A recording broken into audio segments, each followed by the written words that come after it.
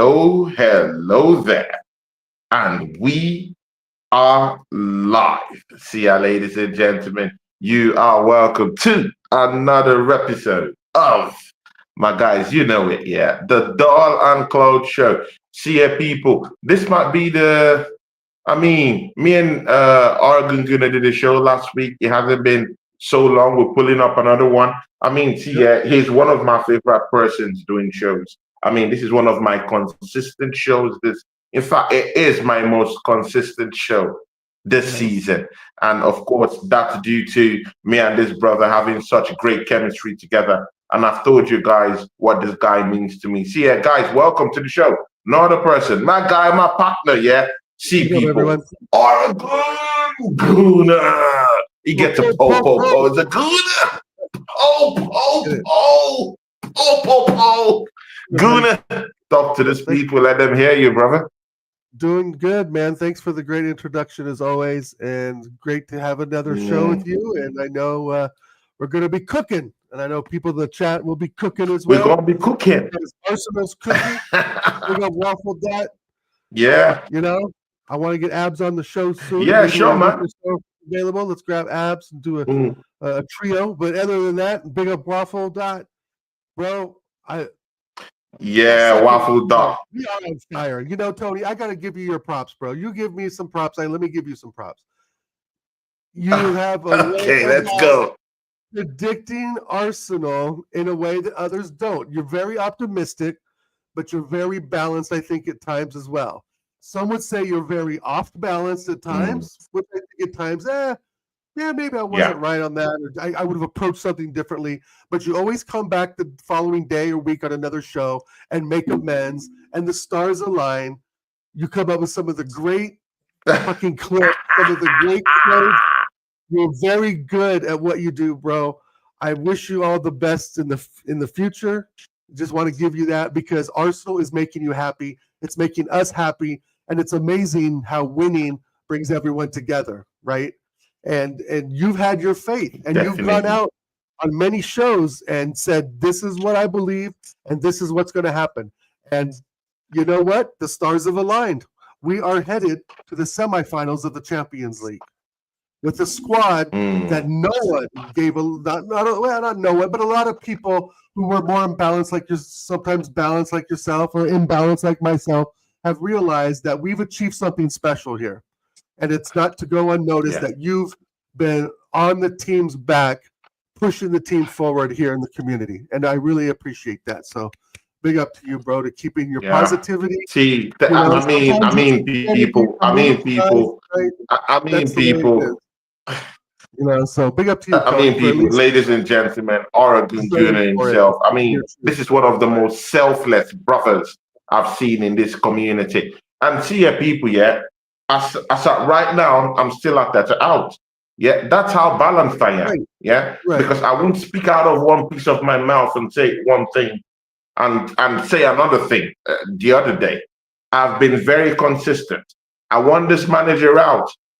If he gives me a major trophy, guys, I will be the first person to do a first 360. I'm shameless. It's back to shameless settings.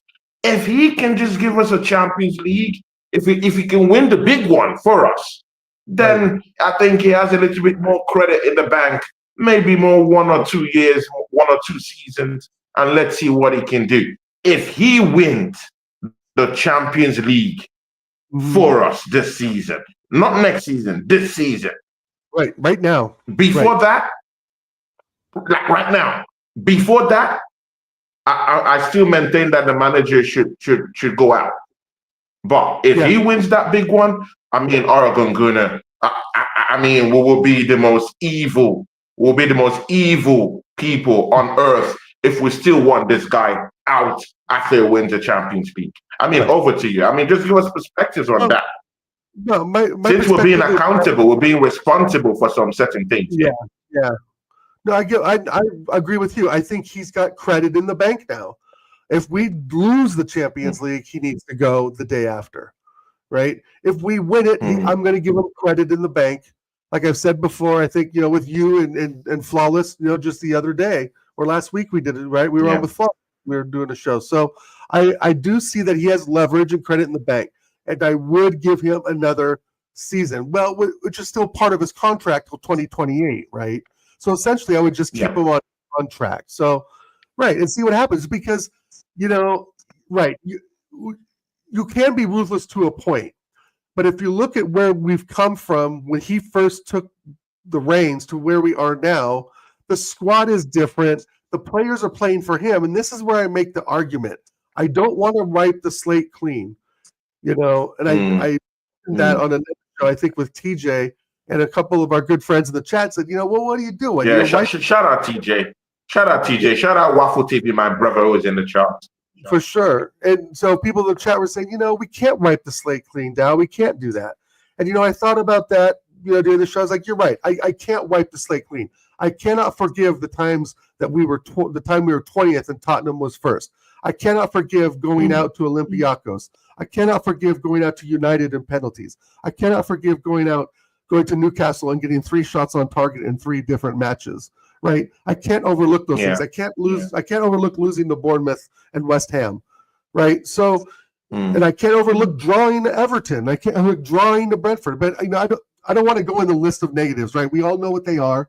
There's no use to make the show about a list of negatives when we are such on a high right now. I want to maintain this high we're on, and I'm glad we put the sword to Ipswich because that even solidified it more that this team is full of confidence and they are playing for the manager.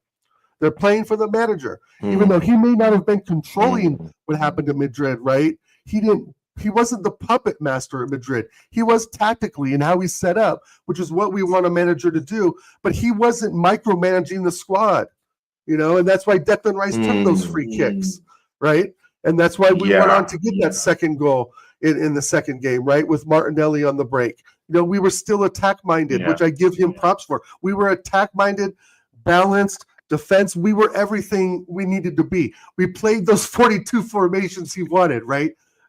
So I'm really proud of the boys because there's a part of me that thinks, Tony, if we were to, let's say, let him go, let's say we fired him in December, would these players play for someone else? Will Declan Rice have a relationship with another manager like he does Arteta? With another manager at the time. Yeah. Right? You know what I mean? If you look at deeper than football, these players are playing for this manager. He has sold the project to them. And at times we know it doesn't work out, right? There's times we've lost games. We've lost to Unai Emery, right? We've lost to David Moyes. We've lost to, lesser opposition. Struggled with Bournemouth. We've lost some horrible games. It's been an uphill battle with this manager.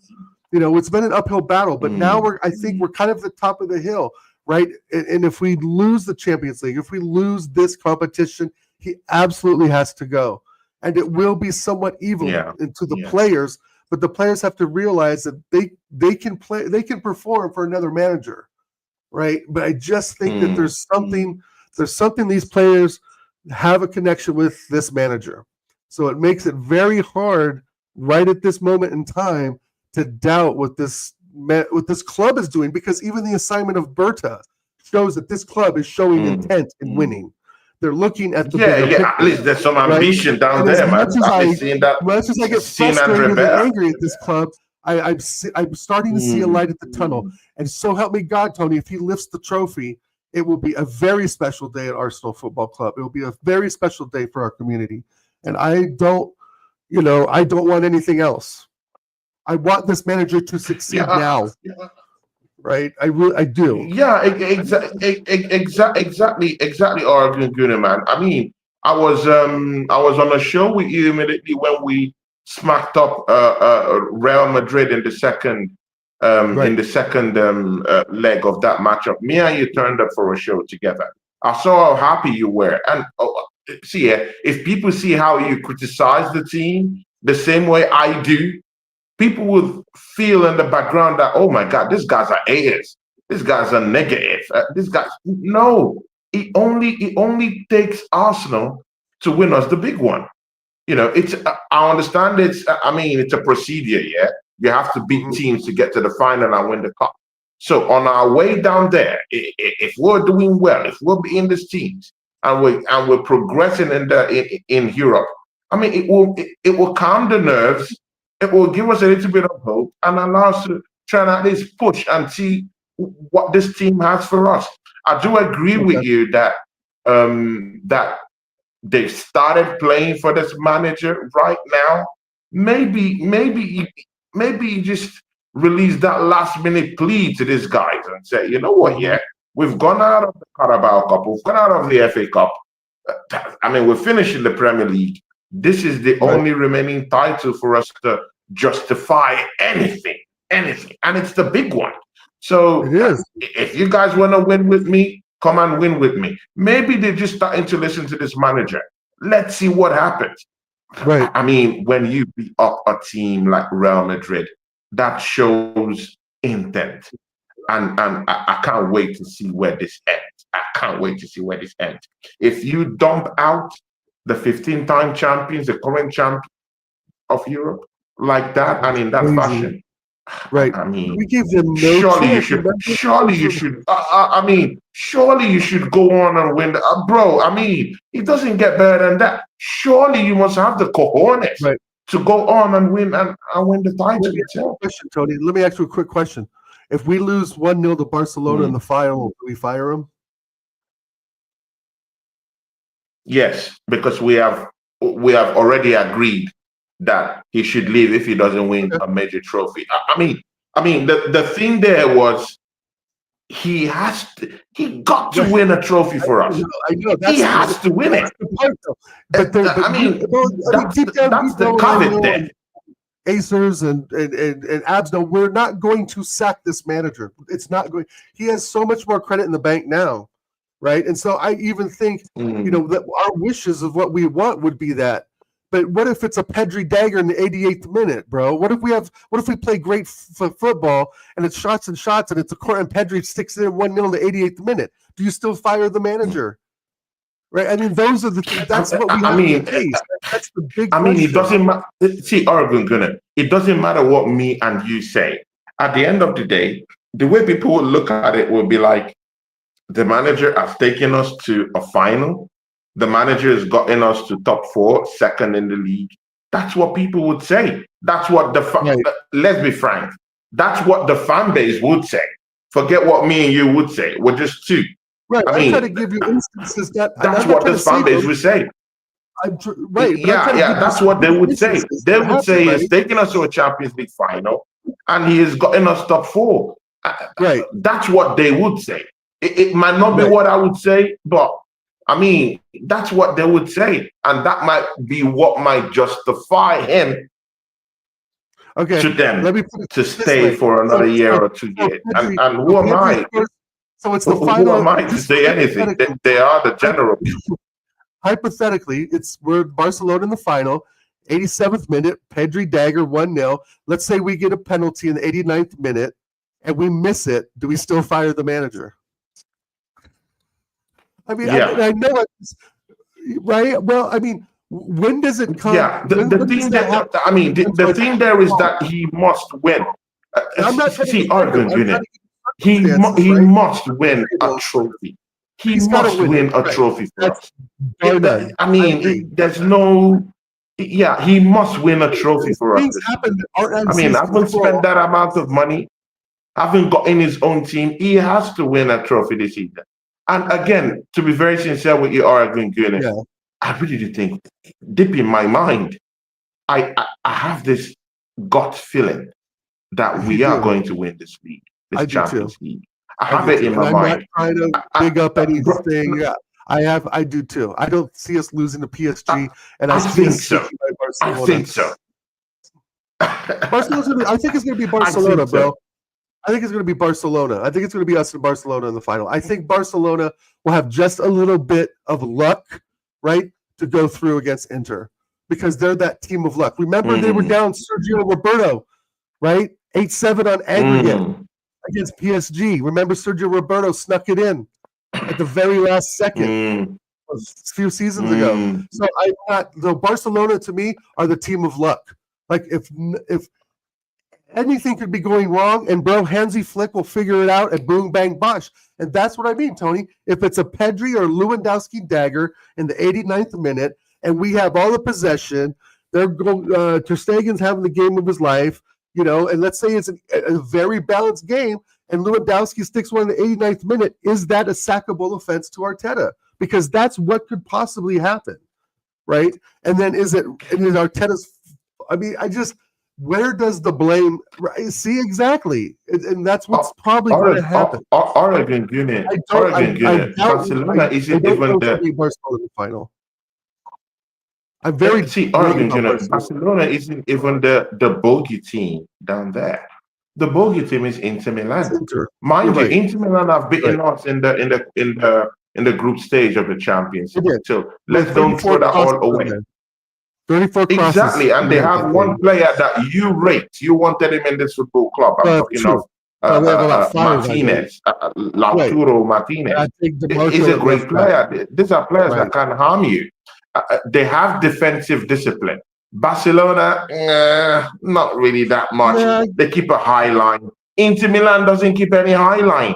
These guys can defend. They defend compactly. It's one of the defenses in Europe I'm really scared about. In the middle of the park, they can choke the middle, leave you to the ball, keep a low block, allow you to run around with the ball, and then you meet a brick wall when you face their defense. You can hardly cut through the middle of their defense.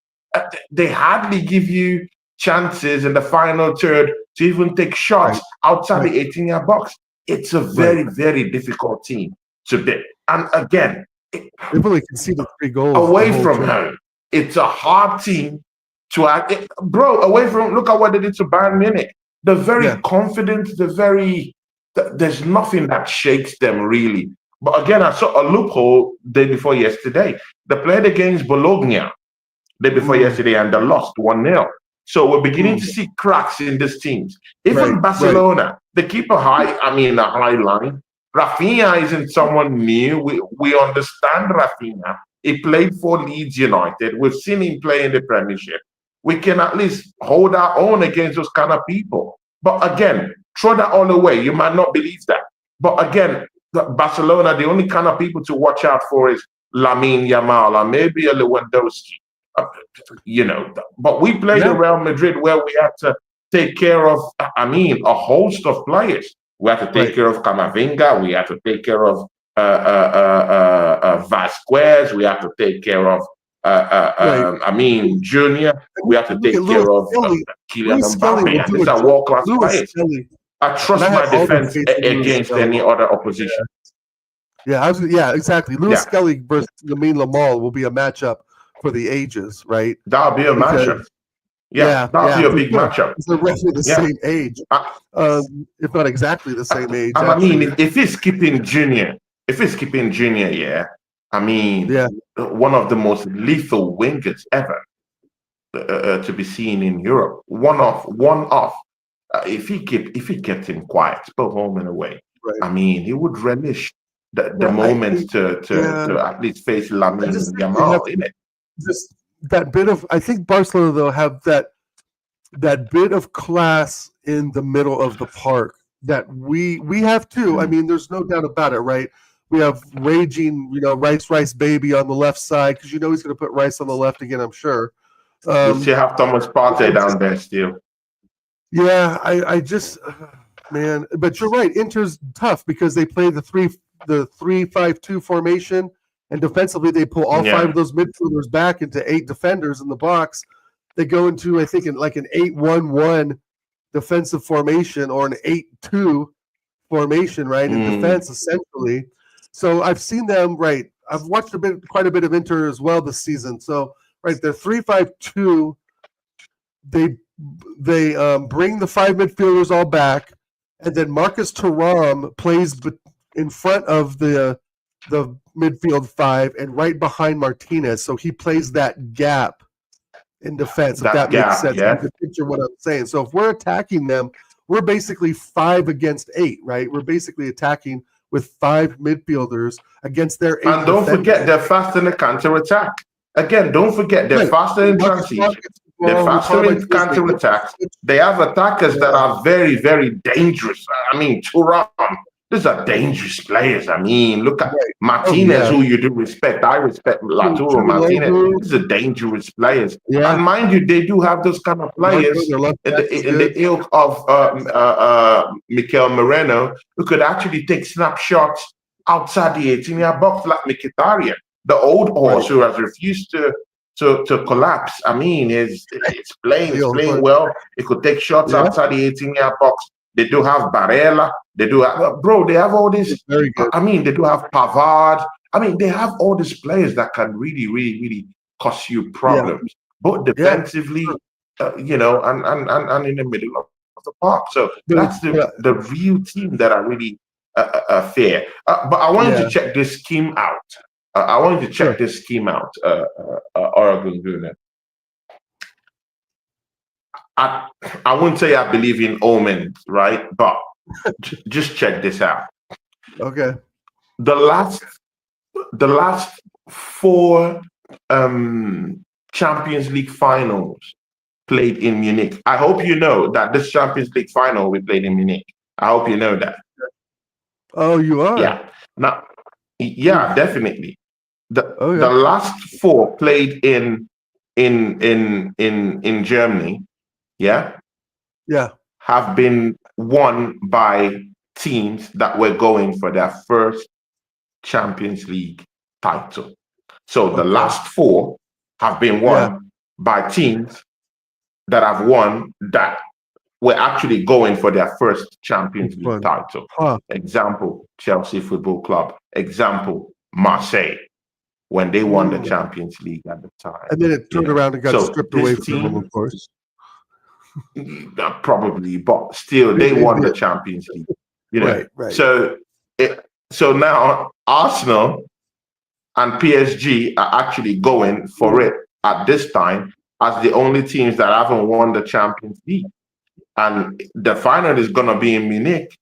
Just maybe the stars are aligning, for for Arsenal to just win the first ever Champions League title in Munich yet again, to continue that tradition.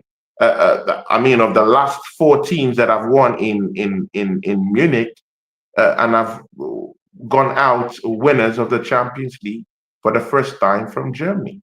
So I don't know what you think, but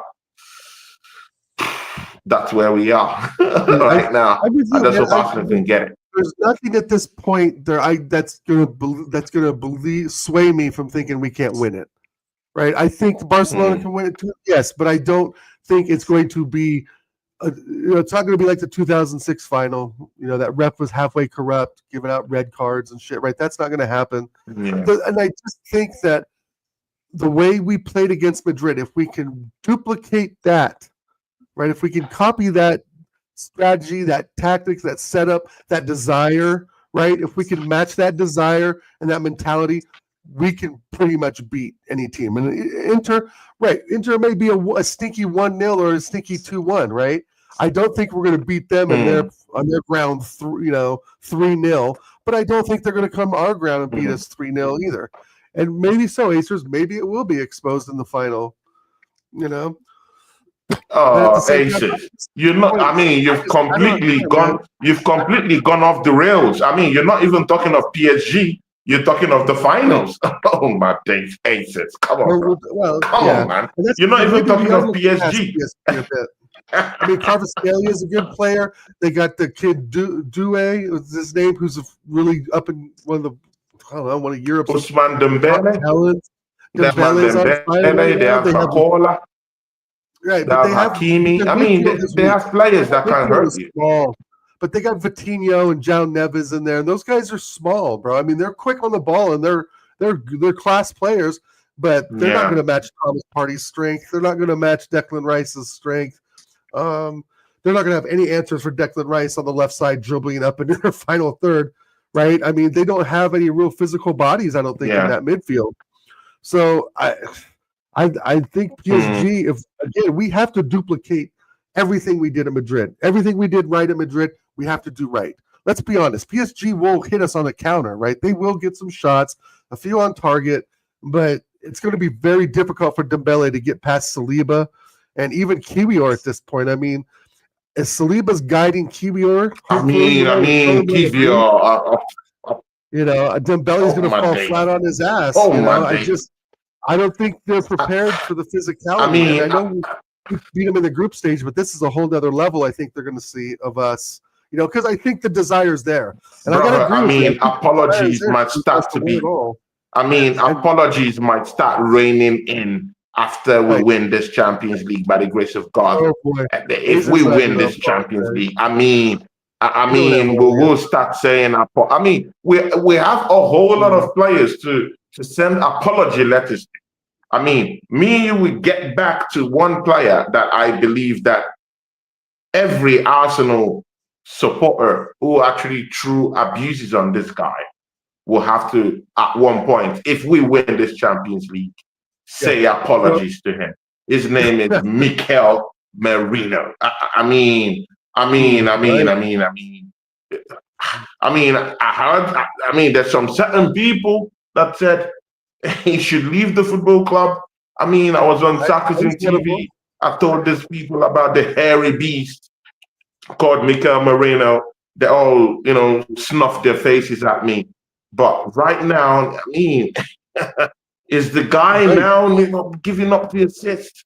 Is the guy now scoring goals? Is the guy now going back? Bro, he's everywhere. He's defending, is fighting in aerial battles. I'm seeing him in the final third of the opposition a team trying to score goals. If it's not scoring goals, it's trying to cause problems for them in a way, because he's moving such a big guy that it's so hard to keep track of him in any way. It's so difficult, because even if he's such a bulky character, he's a very sleeky guy because he's still slim and he's a little bit, buff in a way. He's tall, kind of guy. It's very difficult to keep track of such players like that. And don't get me started on his assist. Look at the assist yesterday. Look at the assist at Real Madrid. Look at the assist. Bro, 9 goals this season. 9 goals this season. He has outscored Gabriel Jesus this season. Bro, what are we talking about? We have to start having conversations about this kind of people. What do you think about Mikel Merino and his? Well, I can honestly say his progression in the team. Yeah. Okay. Well, his progression has been phenomenal, without a doubt. I agree with you that. Well, let me backtrack a bit, right? So from day one, I thought, okay, who is this guy? And I did kind of remember that name at Newcastle several years ago, and not that he was anything mentionable then. But now come to find out, well, he was only like 19, 20 some years old. Right. So it's like, who is this guy from Newcastle who's not that good? Blah, blah, blah. Well, fuck, he was 19, 20 years old. Like, no player, unless you're, a top talent, no player at that age is going to dominate in the Prem. There has been a few, and you know the list. I know the list. I don't need to go down that road.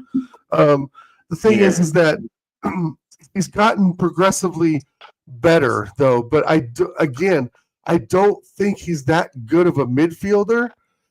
He's not, but he's proven to be a very good, and I don't want to say great, but a very good false 9, because he plays in the hole. He lets the wingers overlap. He can hold up the ball because he does have that physical presence that you talk about.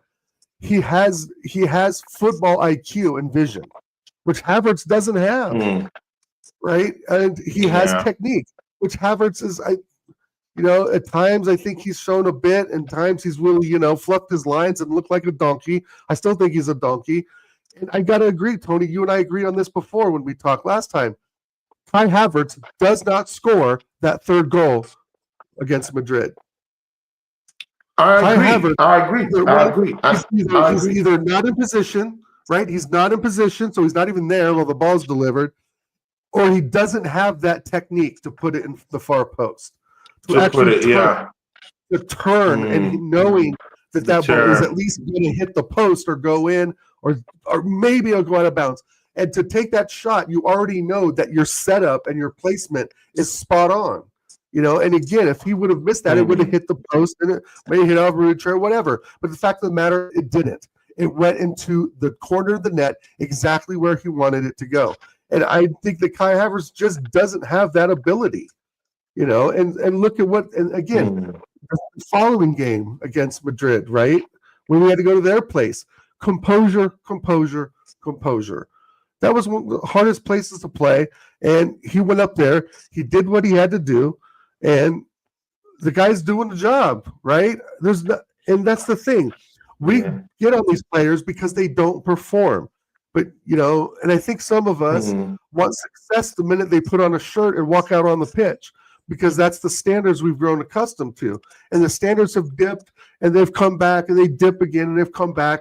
Especially this season, we've seen that, right? But at the end of the day, Mikel Moreno is asked to do something completely out of his repertoire, you could say, and out of the box, and it's fucking worked, Tony. And it's worked, right? It worked just yesterday. Yeah, bro, he's pulled it off. He's pulled it off.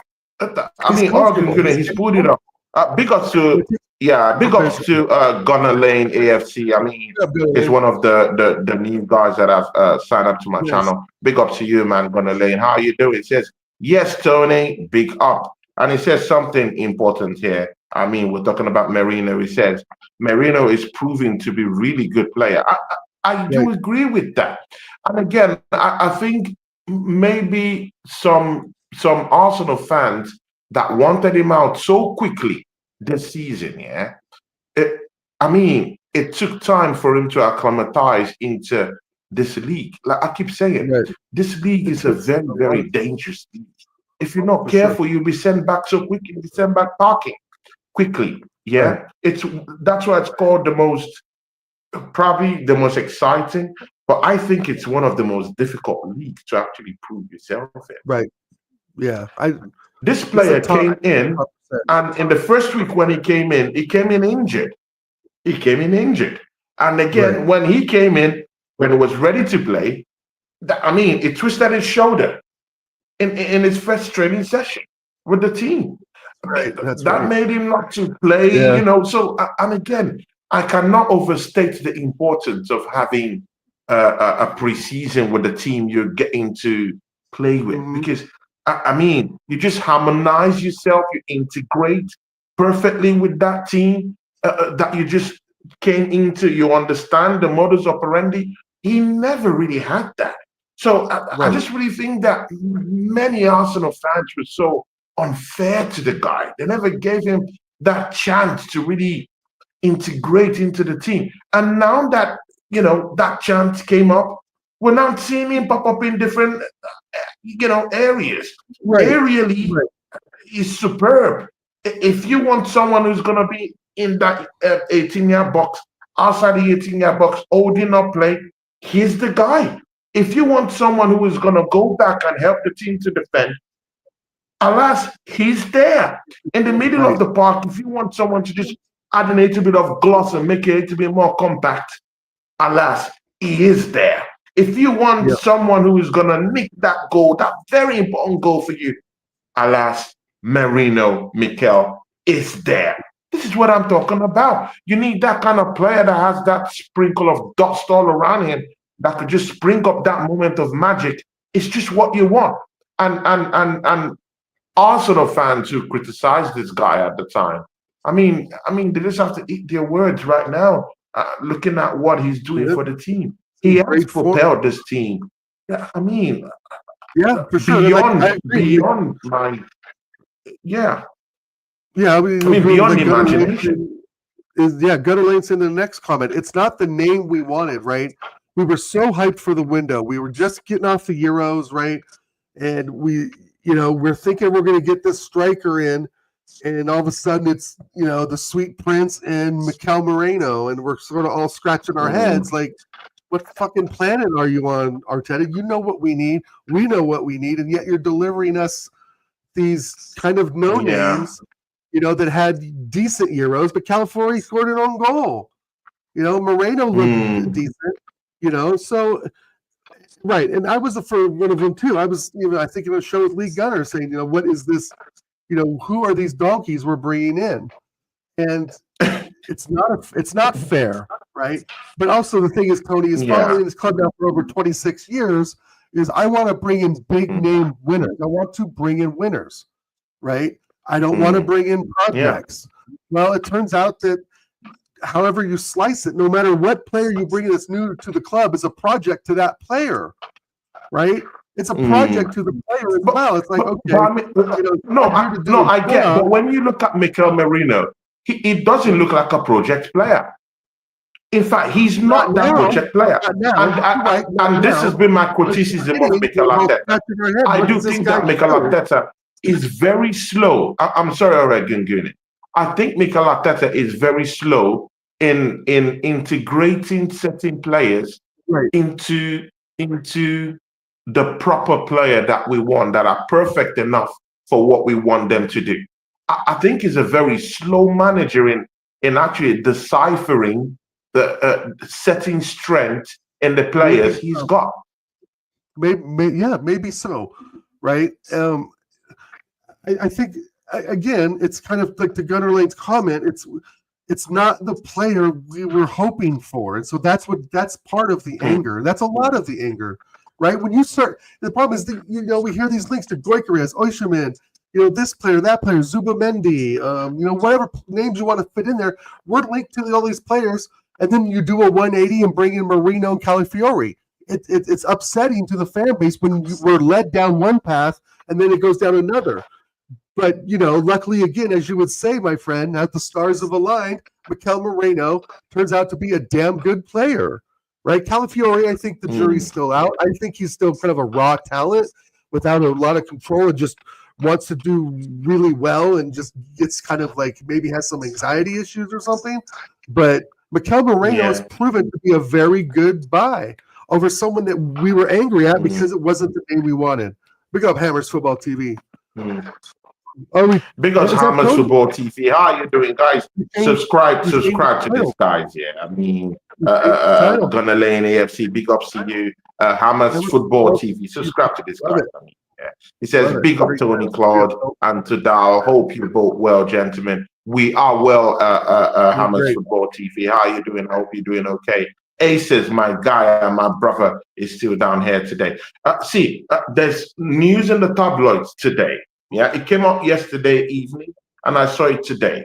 And it reads, Real Madrid wants Bukayo Saka in the summer. I mean, just take it away from there, man. And they're saying that this would happen if they are going to sell one of Rodrigo or Vinicius Jr. Take it away, brother. There's no way Saka's leaving. There's no way. No way. Are you sure? If we don't win the Champions League, what happened? If we don't win the Champions, I mean, there comes a time where when you're fighting for something, you need to win something to keep certain players in the team. Right. Do you think Bukayo Saka will be okay with no trophies this season if we don't win anything in the Champions League? Do you think it's going to stay back? Do you think a player like Martinelli won't start thinking, you know what, right. Why don't I leave the football club and get Greenwich Pastures somewhere else? Martinelli, we plucked from the Brazilian third division, so he doesn't have the hail end loyalties that Saka has. Hey, you know what? When Real Madrid calls, right? I just think that again, that's a bit of hyperbole and a bit of just fake news, to be honest. Like, I mean, come on, it's just a week after we beat them and they come out this headline. I just saw that they were linked into Holland last week, right? And they just spent a country's deficit on Mbappe. They spent a country's deficit on Vinny Jr. And who cares what Rodrigo's on? He's not even worthy of the shirts to be really. Spuds are losing 2-0. That's great news, Tone. Thank you for that. Spurs are losing 2-0. I mean, it's safe to say that Liverpool have won that title. They will play probably Tottenham next, and if they catch Tottenham, they're gonna mess them up. And we all know Tottenham. They're gonna open their legs so wide for Liverpool to just pump goals into their net, just to make sure that the Gunners have no bearing, near to that title in any Yeah. way. I mean, it's safe to say Liverpool are champions after this, right? For sure. But for sure. But back to Saka, I guess Madrid calls they call. I'm trying to think of how many English players were really successful at Madrid. David Beckham, was James McManaman, Michael Owen. What real players were successful? English players were successful at Madrid, and Madrid's going to want the hottest and latest toy, because that's all the players really kind of want at the end of the day. Just they're just the Spanish Chelsea, but with a lot more Champions League trophies and heritage. I don't know, man. It's a weird one to see because again, it's just a link they put out there. If we would have lost to Madrid, would they have put the Saka link to Madrid? Probably not. No, I hear you, but again, is it alien? Is it alien to think that any of these players that went to the Bernabeu and saw the training facilities down there? I mean, we're social beings. We're not just factual beings. We're also social beings. I mean, they go into those spaces, yeah. They see the training facilities. They go to the stadium. I mean, they're in awe at what they're looking at. The aura, the place. They've heard of the secret keys that are given to these players. They heard of the secret cars that are given to these players. Right. I mean, the good life that are being given to these people. I mean, the budgets, the policy, everything that has been given to these players, and the kind of the kind of life that has been given to these players that eventually want to go there. So you can't tell me they're not looking at these things. You can't tell me they're not social beings. You can't tell me they've not seen one or two things down there, one or two players that haven't signed their deals who say, you know what, if Real Madrid comes calling, I'm not winning trophies down here. Maybe I might be guaranteed trophies down there in Real Madrid. Maybe in a year or two they will fix up whatever is happening to them. And I might just be part of that story. Yeah, well, again, the money talks, man. You're right. If we don't win the league, and let's say we don't win the Champions League, and Saka's a hot property. He is one of the. I agree with you. There's one of the best 10 players in the world right now. But again, Madrid also. I don't know, man. If Saka would just make that move, because I hear you. You are putting your career in risk, right? If you don't perform in the first 5 games, you're in Real Madrid purgatory, bro, that you may not get out of because you're on a 5-year contract making $300 to $400 a week, and you can't go anywhere because your wages are too high, And then you have, I think at this point that Saka is our marquee franchise player, obviously, right? Like he's the image of Arsenal, right? The kids come to see him. The fucking Kardashian kids come to see him. One of my good friends, his adopted son has a Saka jersey. Shout out Middleton. So Saka's kids in America are seeing him week in and week out as well, Tony, right? And there's a lot of Saka jerseys all over, American football channels, photos, social media, right? So he's becoming sort of a celebrity, right? And they look at him because he's a nice kid, he's well-grounded, etc. So and kids remember him in the Arsenal shirt. They remember these performances now in an Arsenal shirt. You go to Madrid, the kids won't have access to that as much, right? The kids won't have access to La Liga as much as they would the Prem, let's say here in America, for example. Right? And so I think, it would be a David Beckham-like move, right? Was David Beckham really a success at Madrid, bro? I'm not so sure. I'm really not so sure. I can't even say that was a big, huge, tremendous success. It made a success with Manchester United. But even at that, there's a second one that might blow your mind. Yeah. There's a second one that might blow your mind. And it's still back to Real Madrid. Shout out to Otterman, my big friend. Big up to here to there. Here to there. Big up to him. That's our brother down here. Here to the Aces. These are big, big, big members of my channel. Big up to these two people. I love you guys. You guys make my channel tick. Big ups to you people. And I have Orderman down here. Orderman is my friend, my personal friend. Orderman, how you doing? He says, good evening, Tony. I mean, Finnish international ice hockey player. Big ups to you, Orderman, my guy, my brother. I'm trying to bring him into the Arsenal fold. I hope he For would like sure. Arsenal. Big ups to you, Oh, Orderman. How yeah. you doing, brother?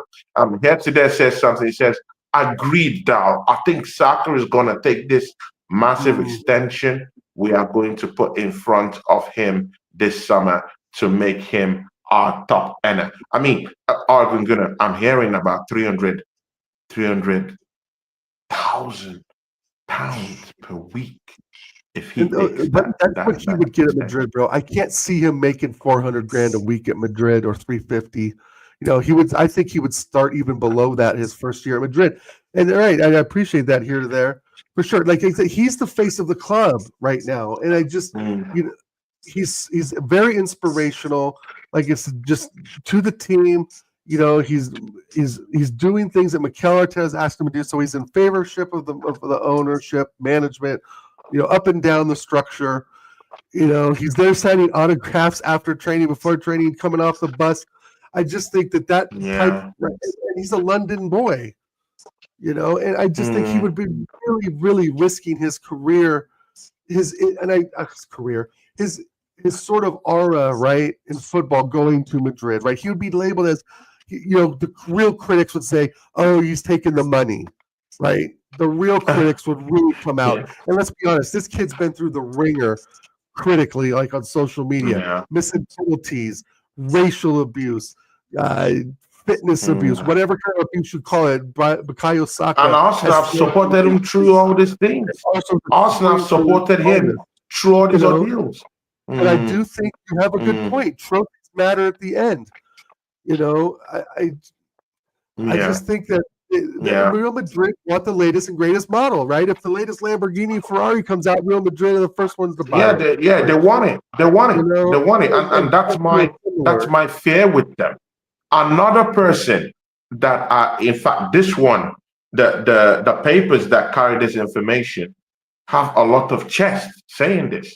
And of course, with the rumors out there, I mean, you can't doubt anything. We heard that Real Madrid have struck a deal with Arsenal Football Club to get the first answer when it comes to selling William Saliba. What's your thoughts about this? I mean, they want to pillage our team. They want to. I mean, you don't just come down to the Bernabeu and destroy Real Madrid without them taking a little pit at the kind of team you have, and they've looked at it. They've seen Bukayo Saka. Oh my God, is this what these guys are carrying down there? And then they look at William Saliba, an absolute rock down that back four. I mean, when you see what he's done this season, even if he's playing, under the shadow of Gabriel this season, he has been a very, very consistent centre back for Arsenal Football Club, and even this season, I mean, just you can see that he's been good. He's been an absolute rock still, even in a drab season like this. Right. I mean, Arsenal is the best defensive side in the league. We've only conceded about 27 goals this season. We're the best in Europe in terms of defensively. So, I mean, it's not big news when Real Madrid come calling and tells Arsenal, let's be the first responders when you want to sell Saliba. And I heard that deal has been struck. So now, if Saliba wants to leave Arsenal at any time, Real Madrid would have access to first information. We are going to listen to offers from Real Madrid first before anything. What do you think about that deal Real Madrid have struck? And do you think it's all gimmicks and lies? I mean, there's hardly smoke without fire, ain't it? I think what they're asking for, I want to say first refusal, but that's when you buy a player and they want them back. Like we already bought Saliba, so we're not buying them from them and getting them to buy them back. So, I think there could be a deposit, $500,000, right? A $500,000 deposit on any sort of future market value they put on them, let's say he's worth 85 mil, which is I think my value for him, 85, 90 mil. They maybe have a half a mil or $1 million of a down payment on it, right? Saying that when he becomes available, we're buying what you just said, the access to him first is what they're doing. And I think that happens all over football. And right, like here and there, it says it's an agent thing, right? So the money's probably in some sort of escrow account, et cetera, right? But Saliba's legally cannot receive any payments, so it's probably tied up in his agent's company in some sort of escrow thing, right? But yes, I do believe there has been some financial negotiations for sure. We know Real Madrid's been after Saliba for a while now, so that's no surprise. For a while now, almost 2 seasons. I think Saliba's going to look around. I think Saliba's going to look around, and I mean look around. He's going to look to his left and say, "I have Lewis fucking Skelly." He's going to look, or to his left, he's going to say, "I have Gabriel," and then I have Lewis Skelly. Sorry, and he's going to say, "I have Timber." Bro. We have a park down there in our defense. We do. We have the Great Wall of China down there for sure, right? And we have the Great Wall of China. I absolutely agree with you. That's the Great Wall of China. But he may think to himself, right, I'm going to take this one more chance, but that one more chance is going to be 4 years, right? So it's not like he's going to do a 1-year extension. If I win something, I'll stay. If I don't, I'm gone. He has one decision to make. It's the 4-year contract or go to Madrid and kick out Militao or Rudiger, because now Rudiger is dusted, right? Rudiger got embarrassed, let's be honest. He'll kick Rudiger out of there and be a starter for Madrid with his best pals, Camavinga and Mbappe, right? But the thing is that I think he's going to look around him, Tony, and be like, I'm solid where I'm at. My family's here in North London, you know? And Madrid, let's be honest, Kroos, Mudryk, Rodrigo, Militao, Rodrigo, they're going to rebuild this summer. Rodrigo, I think, is going to go. You think so? I think Modric is going to go. Toni Kroos is obviously gone, right? Valverde is, maybe it is towards the end of his contract. If Valverde goes anywhere, he'd go to City, though, right? Maybe United. I mean, let's be real. Or maybe a place like Inter Milan, right? I think there's players that are going to be plucked out of that Madrid squad coming up, right? And Arda Güler may be available for us this summer. I've heard rumors of that. I'd bring him in. Yeah, Arda Güler. I've heard about that. Class Turkish player. But you know what? Yeah, even if Madrid is even trying to even rebuild, I think this is the bigger problem. There is a big downturn in European football. The quality of players that used to be out there aren't out there no more. Like, let's say 5 years ago, 6 years ago. Wealth of experience, wealth of lots of players that could come in and magically change your team immediately. Right now, you even have to see some teams right now are even really tapping into the academy to even promote players into the first 11 team and get it going. A typical example away from Arsenal. Look at Man City. You can't tell me that over the years they've not promoted one or two players from the academy. I mean, to just get on and get something going. Look at Chelsea.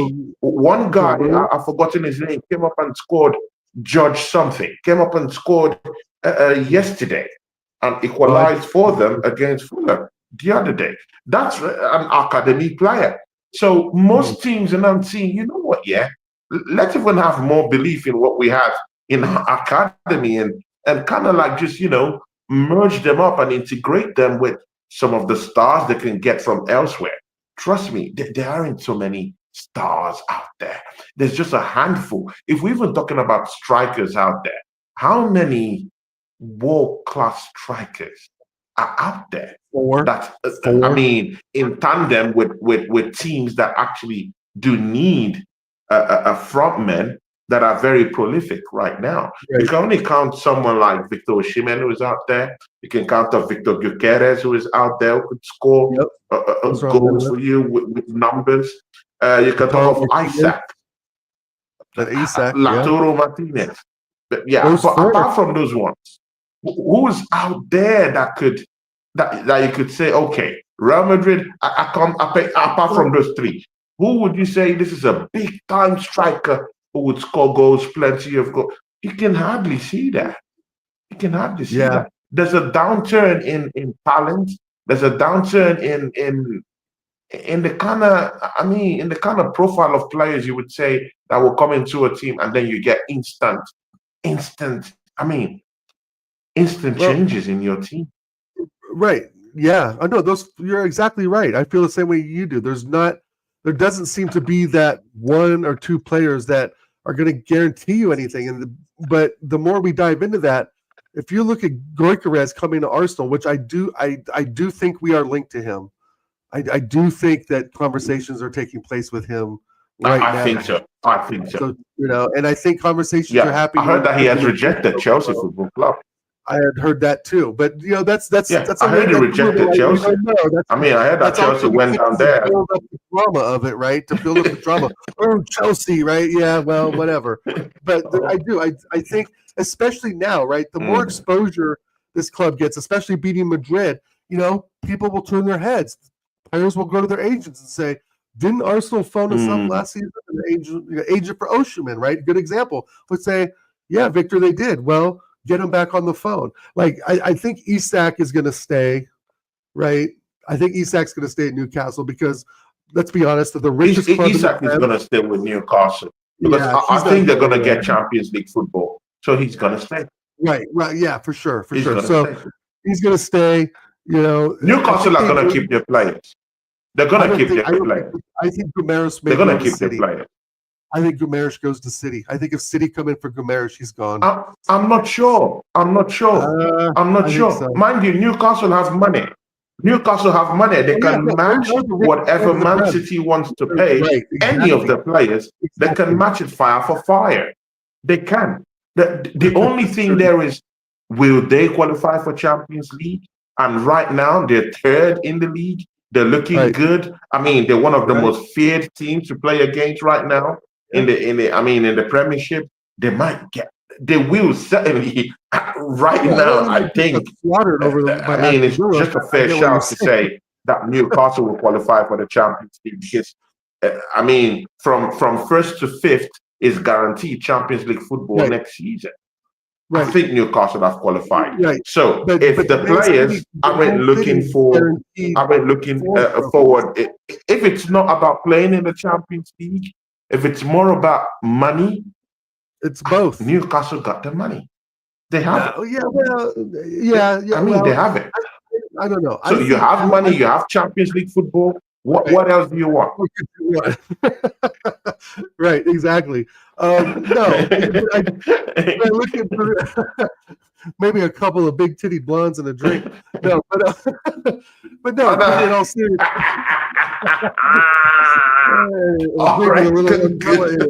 it'd be nice and a nice yacht. Maybe. Turks and Caicos. No, but the thing is, hey, Guimaraes. No, Newcastle are going to spend for being the richest club in the Prem, right? Just over Man City, barely. I think it's like only $1 billion or something, but they're going about it for people that fit the profile. And I know we've heard that before. I know that's just such a kind of a dumb saying, but Eddie Howe is a more experienced manager than Arteta. Eddie Howe probably has a closer relationships with some of the agents now that Arteta may or may not have, and so forth, or maybe Berta doesn't have. But I still don't think Newcastle is. I don't think they're going to keep hold of Bruno Guimaraes. If he signs a contract, he signs a contract, and I don't mind being in the mud over contracts. A player signs or he doesn't. Yeah. But I just think that Guimaraes is a good fit. Like in here, there says they got to replace KDB, and I know Florian Wirtz is probably one they're looking at. Jamal Musiala, which I think that deal is going to get done because they've really been after Musiala, and I think their third midfielder is Bruno Guimaraes. I think they will go after him.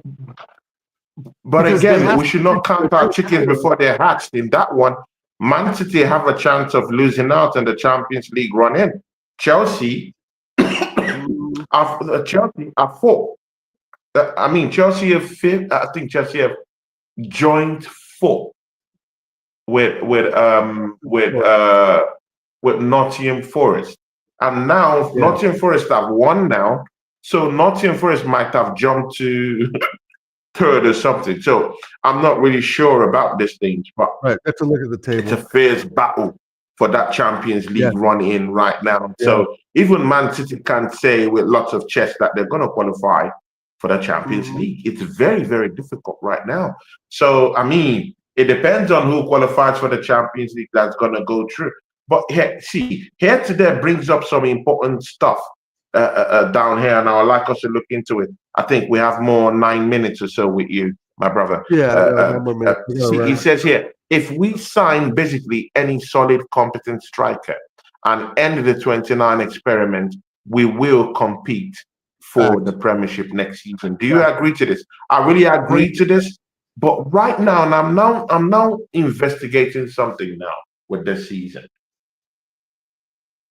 If Kai Havertz comes back before the semi-finals with what we're hearing right now, that is in the gym, it's working out well, and it's okay, and he might be coming back to play in the semis. What do we do with Marino? Well, because to be very sincere with you, Oregon, I do think Marino is more better than Kai Havertz. I think he's given us more than Kai Havertz can give to us in this team. I agree. I think that What depends happened? on Partey. Well, Odegaard's going to keep his spot in the attacking in the midfield three. So either Thomas Partey gets benched or sold, Rice moves into 6, and Moreno moves into the left. Or we keep Rice on the left and put Moreno at the 6, which we could do as well. Again, Odegaard keeps his place, right? Yeah, see, that's a tough one. It depends on Thomas Partey, and this is and I agree 100%. What here they're saying, this 29 is not. He's not good enough. This will be his 3rd season at the club coming up. I don't see where he fits in. And that's why I think we need 2 strikers. I don't think I don't want to get one striker in, then rely on Moreno to be the backup striker. If we buy Victor Gyökeres, I wouldn't mind then bringing in a Sesko, right? I wouldn't mind then bringing in someone like Jonathan David, right? Someone not in that 4 or 5 person list, right? If we get it's a 5-person list and we get Gyökeres, the other 4 we're not going to get, right? We're not going to get Osimhen, Isak. Definitely. Right? We get Gyökeres, that's who we're getting, but we need to, enhance the striker position. But I know he's not going to buy 2 strikers, right? He's going to use Havertz off the bench or Moreno off the bench as a second striker to sub in. Gyökeres is gassed, but but from Gyökeres to Moreno, the level will drop. We know the level will drop, right? But it won't be as drastic as it'll drop to number 29. And this is where I don't even want, I don't even want him in the squad. Like, we need to sell him. In the squad. Sell him to a German club. Take a $20 million loss and sell him for you don't want him as a means of squad depth, because when people say sell all of them, you think about it. We need squad depth. We need a squad to play in the FA Cup. We need a squad to play in the Carabao Cup.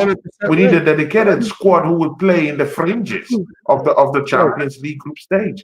So when we're thinking about all this, we also have to think about fringe players to also play in the cup games and give our first 11 a breather. No, you're right, and that's what Arteta's going to have to figure that out.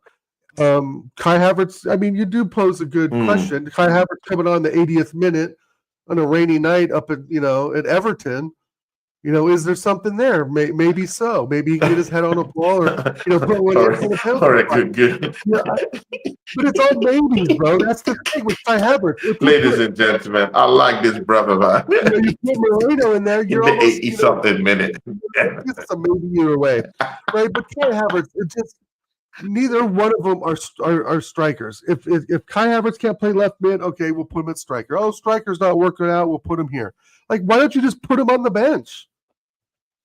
Yeah, just put him on the bench, and just he's a top earner. And I get what you're saying about the squad depth. But there's other players we can get in. I don't know, Tony. It's very complicated. Can get in. I mean, logically. He's a donkey, but he is a donkey. But there's times that he has, kind of proved us wrong. So other than that, man, the 29 experiment. Let's hold off on that and see what happens next season, right? Because he's not playing this season. And see what happens. Yeah, I agree.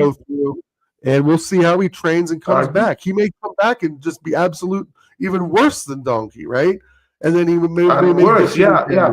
He's not a striker you can rely on. You can't rely on him at all. Right. You can't rely on him. So we need something different. We need something more fresh. See, Dow, just before we go, Thomas Partey, the news ringing all around North London is that Thomas Partey wouldn't be signing any deal at Arsenal. And in fact, he would be leaving Arsenal at the end of the season.